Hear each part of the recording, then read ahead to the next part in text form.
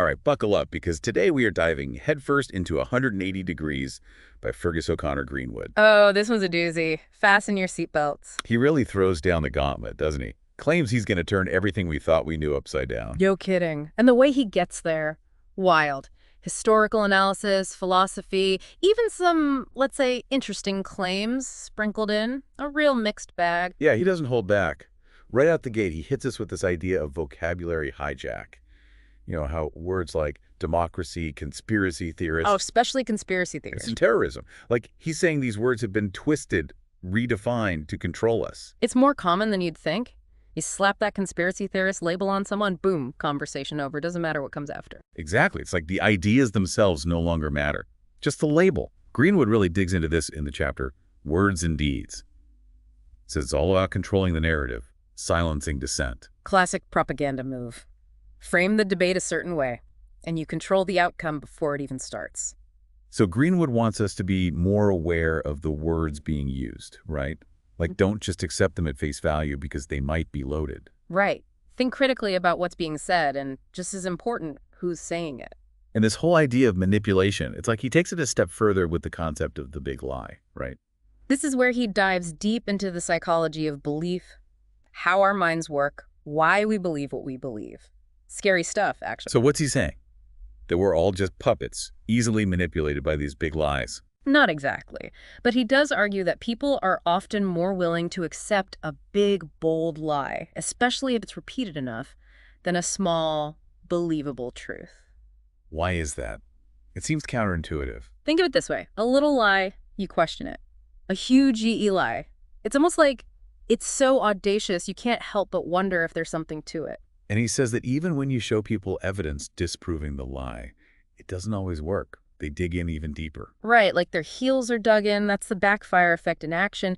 Instead of accepting the new information, their brain doubles down on the original, even if it's wrong. Wow. So Greenwood's saying these big lies could be shaping our whole understanding of the world, and we might not even realize it. And to drive the point home, he uses some pretty provocative examples. He even goes as far as to suggest that events like 9/11 could be a big lie in action. Okay, so we're definitely wading into controversial territory now. Just to be clear, we're not saying we agree with Greenwood, but we need to understand his argument.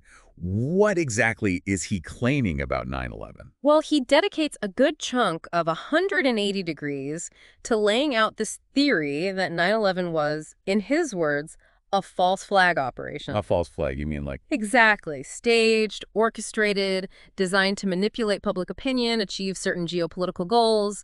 It's a lot to unpack. And he does present what he calls evidence, right? Like Right. witness accounts, inconsistencies in the official story, that kind of thing. Right. He pulls from a lot of sources that question the mainstream narrative.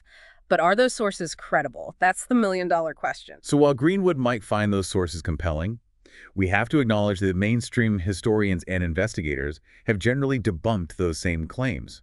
Exactly. It's a matter of perspective, evidence, and who you choose to believe. And that's what makes Greenwood so fascinating and frustrating all at the same time. Totally. So should we just dismiss his 9/11 claims outright? Not necessarily, but we have to approach them with a healthy dose of skepticism. Look at both sides, weigh the evidence, draw your own conclusions. Easier said than done sometimes, right? Right. Especially with something as complex and emotionally charged as 9/11. No doubt. But that's kind of Greenwood's point. He wants us to engage in critical thinking. Don't just accept the official story because it's the official story. Look deeper, ask questions, and come to your own conclusions. And speaking of questioning things, Greenwood doesn't let up when it comes to the Federal Reserve, does he? Oh, man. The Fed. That's a whole other rabbit hole we're about to go down. Buckle up. It's like he's saying, hey, don't trust the people in charge, trust these whistleblowers instead. But how reliable are whistleblowers anyway? Well, Greenwood sees them as, like, these brave truth tellers, shining a light on the dark corners, exposing the secrets the powerful want to keep hidden. He brings up people like Edward Snowden. Oh yeah, the whole NSA surveillance thing. Exactly. And Julian Assange, WikiLeaks Greenwood, points to those as examples. Saying they were right all along. Well, more like saying they were onto something, that their revelations, even if controversial, were important. He even digs into lesser-known whistleblowers, people claiming inside knowledge of all sorts of shady stuff. It's hard not to get pulled into those stories. Like, who doesn't love a good conspiracy, right? But seriously, how do we know what to believe? That's the challenge with whistleblowers. Sometimes they're spot on, sometimes they're, well, not so much. It's hard to verify their stories, you know? You got to consider their motives, potential biases. Right. Could be personal vendettas, that kind of thing. Exactly. Plus, sometimes the information is just plain wrong or taken out of context. It's a slippery slope. So what's the takeaway here? We shouldn't automatically dismiss everything a whistleblower says, but we shouldn't just blindly accept it either, right? Exactly. Healthy skepticism is key. Weigh the evidence, look for corroboration, consider alternative explanations. Don't just jump on the bandwagon. Okay, so we got to be careful with these whistleblower accounts. But even with all the controversy swirling around Greenwood's claims, it's not all doom and gloom, is it? There's a sort of, I don't know, a call to action running through 180 degrees. Absolutely. He's not just pointing fingers, you know.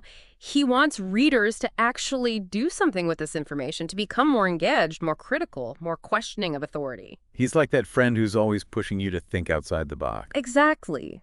Don't just accept the way things are. Dig deeper, you know. Ask why. Demand better. It's about taking ownership of your own understanding of the world. I like that. Don't just be a passive consumer of information, right? Be an active participant, especially when that information could have serious consequences. Absolutely. Greenwood really hammers home the importance of media literacy, being able to decode the messages thrown at us, understand the biases, think for ourselves. That's more important than ever these days. Right. Like anyone can post anything online and make it look legit. It's up to us to sort through it all. Exactly. Greenwood might not have all the answers, and let's be real, some of his claims are out there, but that push for critical thinking, for independent research, that's something we can all get behind. Totally. Question everything, even Greenwood himself. But speaking of questioning everything, we got to talk about how Greenwood handles the whole COVID-19 pandemic, because that's where things get really interesting, to say the least. Yeah, he definitely goes there. And this is where his arguments might start to raise some eyebrows, like really raise them. Yeah, it's one thing to question, like, the official story, but when it comes to a global pandemic, shouldn't we trust the scientists and experts? Right, but where do you draw the line between healthy skepticism and, you know, just rejecting well-established science? It's a tough one. Because Greenwood, he doesn't just question the response, right? He's suggesting the whole thing was maybe overblown, even orchestrated. And he brings up some pretty out there theories about the origins of the virus itself. Right, and that's where things get, well, a little dicey. I mean, it's important to have open discussions, right? Especially about something that's impacted all of us in such a profound way. But Greenwood's claims, they go pretty far. Like way out there. Yeah, I'd say so. He's asking us to accept some pretty extraordinary claims without, well, extraordinary evidence.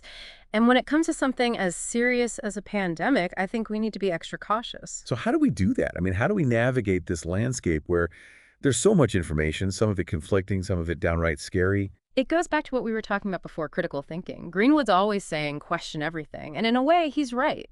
But that doesn't mean accepting everything that sounds good or confirms our biases. So question everything, but don't just blindly believe everything you read or hear. Exactly. Look at the source. Is it credible? Are there other explanations? Has this been vetted by experts?